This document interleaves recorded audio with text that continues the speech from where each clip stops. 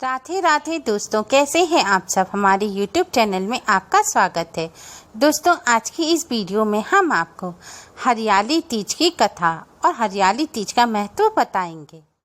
दोस्तों, श्रावण मास के शुक्ल पक्ष की तृतीया तिथि को हरियाली तीज मनाई जाती है।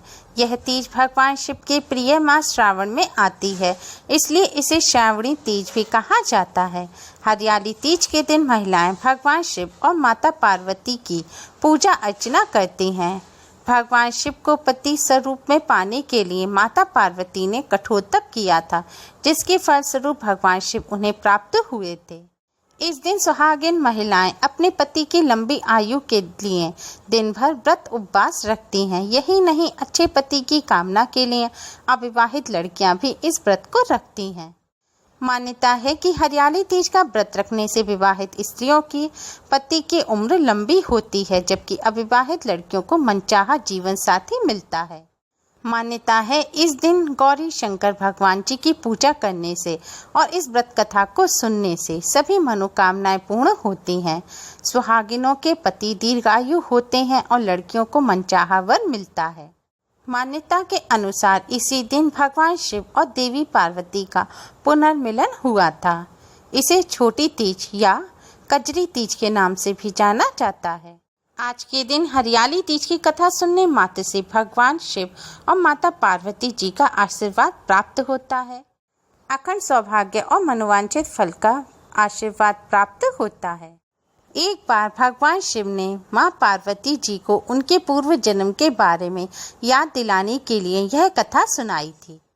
हरियाली तीज की कथा इस प्रकार है।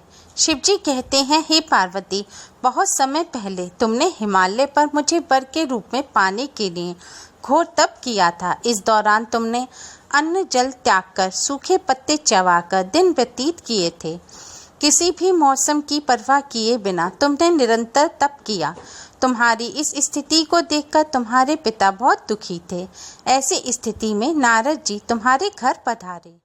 जब तुम्हारे पिता ने नारद जी से उनके आगमन का कारण पूछा तो नारद जी बोले, हे गिरिराज, मैं भगवान विष्णु के भेजने पर यहाँ आया हूँ। आपकी कन्या की घोर तपस्या से प्रसन्न होकर वह उससे विवाह करना चाहते हैं।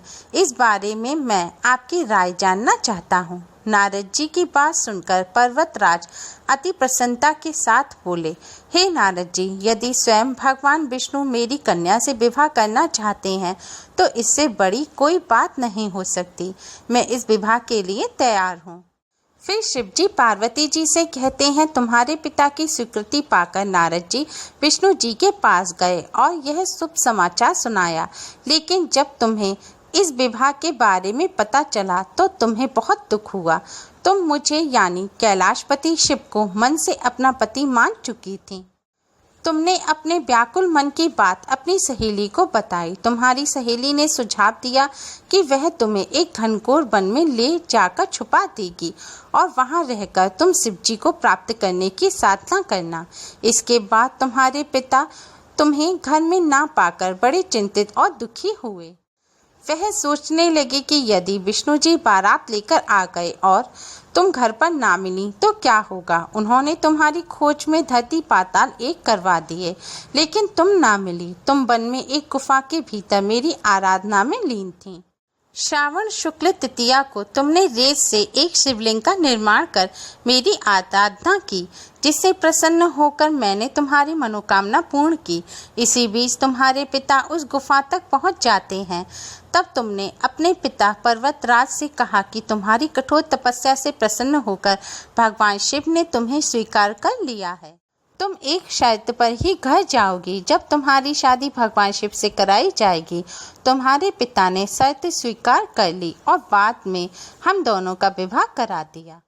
भोलेनाथ ने कहा, हे पार्वती, श्रावण शुक्ल तृतीया को तुमने जो व्रत किया था उसके कारण ही हम दोनों का विवाह हुआ। जो भी महिला पूरे मनोयोग से इस व्रत को करती हैं, उसे मैं मनोवांछित फल प्रदान करता हूँ।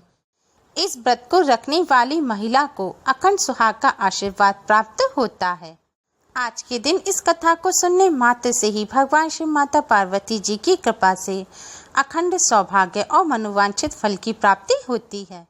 अगर आपको हमारी ये वीडियो पसंद आई हो तो लाइक करना ना भूलें। हमारी इस वीडियो को अपने फ्रेंड्स और रिश्तेदारों में ज़्यादा से ज़्यादा शेयर करें, जिससे वह भी इसका लाभ उठा सकें।